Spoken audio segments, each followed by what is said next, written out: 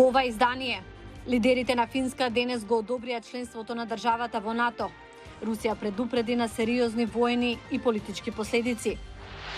Погодени од санкциите, многу руси заминуваат од државата. Голем дел од нив одат во Ерменија.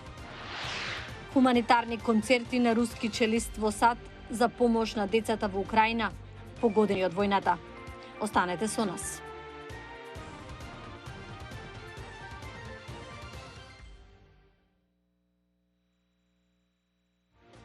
Милена Ѓоргиевска.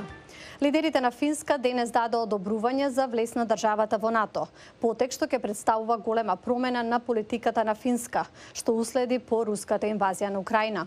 Русија предупреди против проширување на НАТО и рече дека ако Финска и Шведска се приклучат на алијансата, ќе има сериозни воени и политички последици.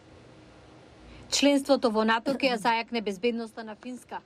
Како членка на НАТО, Финска ќе го зајакне целиот одбранбен сојуз, рекоа финските лидери во заедничката изјава.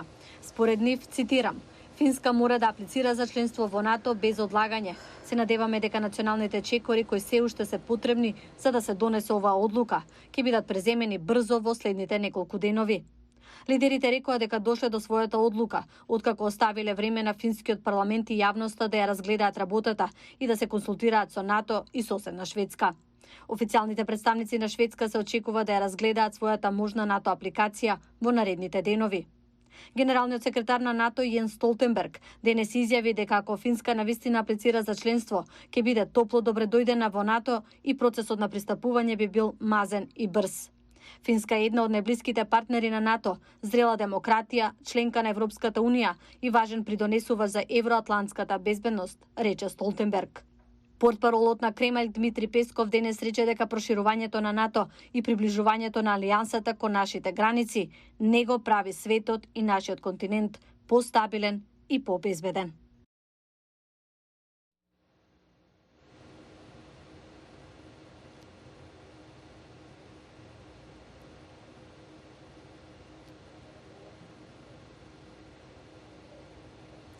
Се извинуваме за техничките проблеми. Украинскиот председател Володимир Зеленски на Твитер ја пофали одлуката на Финска за пристапување во НАТО.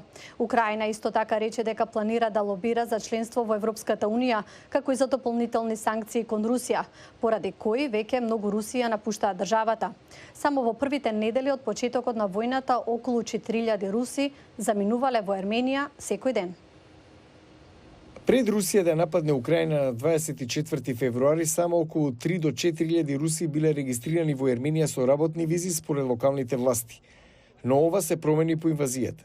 Само во првите 2 недели од инвазијата врз Украина, околу 3 до 4000 руси пристигнуваа во Ерменија секој ден. И додека многумина продолжуваат да се селат во други земји, значителен број остануваат во оваа земја. Некои од нив се тука како форма на протест против акциите на Русија. Многумина од нив не се подготвени да зборуваат за инвазијата од страв дека владата може да им се одмазди на нивните роднини во Русија. Но Евгений е руски државјанин со украински корени. Вели дека едноставно не може да разбере што се случува во Украина. Сложно было представить, што в 21 веке люди снова будут делать это. Тешко е да се замисли дека во 21 век луѓето се уште би правеле вакво нешто. Методите остануваат исти, тешко е да се замисли дека наместо да се обидуваат да се договорат, се убиваат луѓе. Тој дошол во Ерменија за да ја продолжи својата работа со меѓународните клиенти. Вели, санкциите ја оневозможуваат работата во Москва. Признава дека се соочува со некои предизвици во Ерменија. Это рынок, все справедливо. Очень много людей приехало из России. Цените на киријата се зголемени, но фера е бидејќи многу луѓе се пресели од Русија. Се друго е достапно, храната е вкусна и ефтина, а има и интернет. Овде е топло во секоја смисла. Луѓето ве поддржуваат и се трудат да помогнат на секој начин. Во Русија нема такво нешто.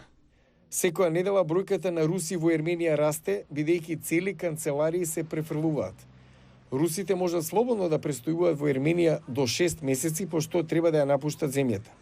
Како и многумина овде, и овој русин не сакаше да го користи неговото вистинско име. А приехали в большей степени отдохнуть? Наскоро ќе се вратам во Русија, само што дојдов да ја посетам Ерменија. Веднаш се забележува дека има толку многу руси овде.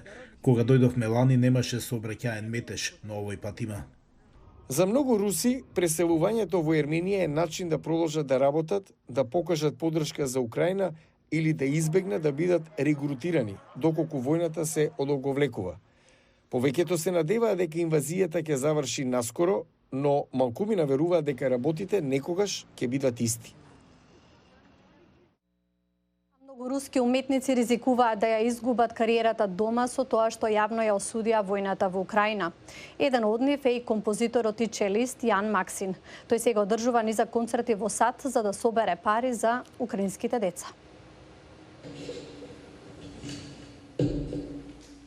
Кога стана претешко да избере зборови да ја опише војната во Украина, композиторот и челист Јан Максин почна да ги изразува чувствата преку музика. Популарниот композитор, кој има руско потекло, одржува серија хуманитарни концерти во САД за да собере пари за украинските деца. Мир рухнул. Се распадна мојот свет и светот околу мене. Буквално требаше да го составувам дел по дел. Максин вели дека не можел да остане рамнодушен и да се однесува како ништо да не се случило. Што касаецца музикант, Повеќето музичари се плашат дека ќе ја изгубат публиката. Јас донесов одлука на првиот ден и ја изгубив целата моја руска публика, како и шансата да настапувам во Русија, но не се двоумев ниту секунда.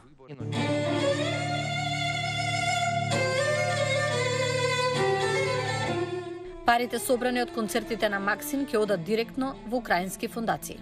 Наша цель – это помогать детям.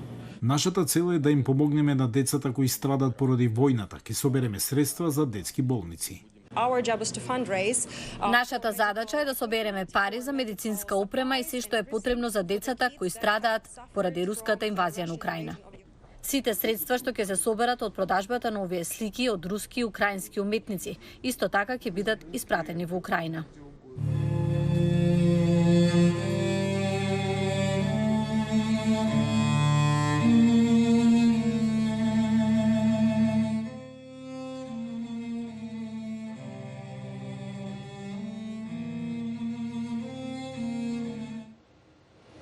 А од другите вести, речиси 40% од храната во САД се фрла. За да се спречи овој проблем, холандска компанија разви систем со помош на вештачка интелигенција, кој им кажува на рестораните колкава количина храна фрлаат дневно. Идејата е да се намали отпадот и да се заштедат пари. Дури 40% од храната произведена во САД останува неизедена според Советот за одбрана на природните ресурси. Поголемиот дел завршува на депониите, каде што ослободува огромни количини на метан. За да помогне во решавањето на овој глобален проблем, холандска компанија разви систем за следење на отпадот од храна, која користи вештачка интелигенција за да им помогне на готвачите во рестораните да идентификуваат и измерат количината на храната што се фрла во нивните кујни. Ја опремуваме корпата за отпад со вага за мерење и камери и секогаш кога нешто ќе се фрли се фотографира, нашите алгоритми за препознавање слика со вештачка интелигенција го идентификуваат видот на храната.